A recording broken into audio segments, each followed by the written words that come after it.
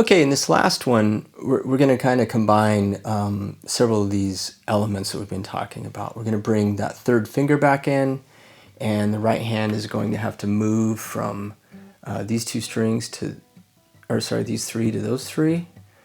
And then we'll embellish the chord too. So we'll go from A minor, and we put our pinky down to A minor 7, and then C, and then C with the top 3 strings, and then C with the pinky down, and then E, and then E with the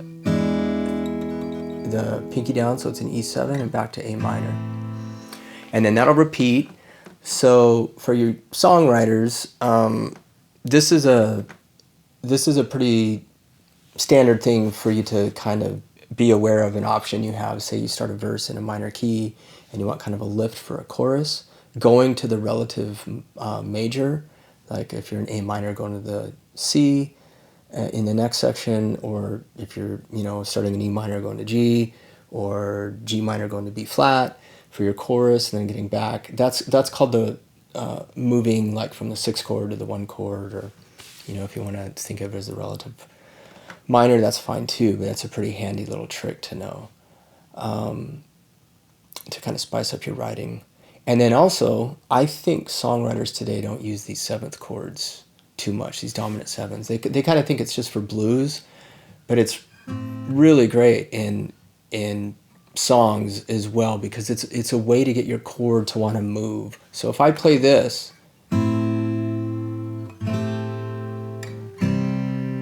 then this E, listen what happens when I put this down. It causes tension and it wants to move. So maybe instead of trying to jam another chord in there, play around with these 7ths, because they really do a cool thing to like a standard like pop or a diatonic chord progression. You get some really nice setup with some tension that's going to want to resolve. So the first section will repeat, then we go to the C section, or the C chord in the middle section, and then that'll repeat, and then at the end we're just going to resolve back to that A minor. So let me play this for you slowly, and then we might try it a little faster.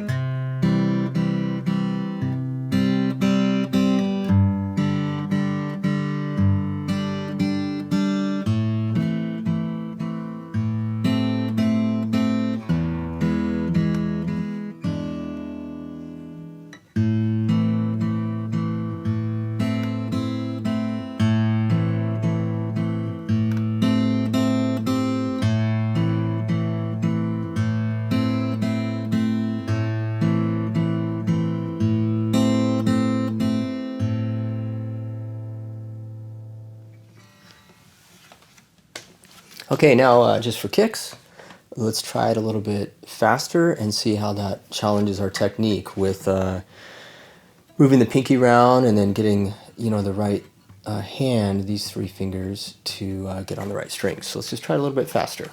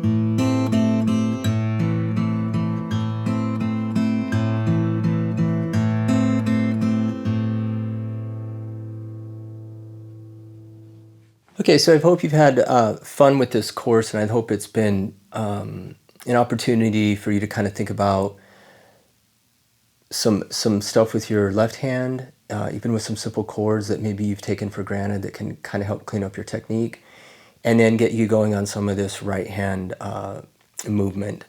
And this will cover a lot of ground, so if you have to play songs, and it can be different styles, this technique will serve you well. And like I said before, playing with a pick and getting this into your lead playing too will help a lot.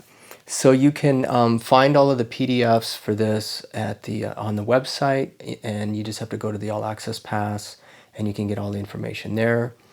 And if you are ever in Nashville and you want to do some fingerstyle lessons and kind of dig down deep on some of this stuff, you can look us up. Let us know if you're coming to town. Let us know in advance, because we kind of stay booked out a couple weeks at least. But let us know. We'd be happy to work with you, and have fun, and be looking for the next volume. I'm kind of starting to work on that now. So we'll do volume 2, bring in some new techniques, maybe get into some inversions and some bar chords as well. So have fun, and I'll talk to you soon. Bye-bye.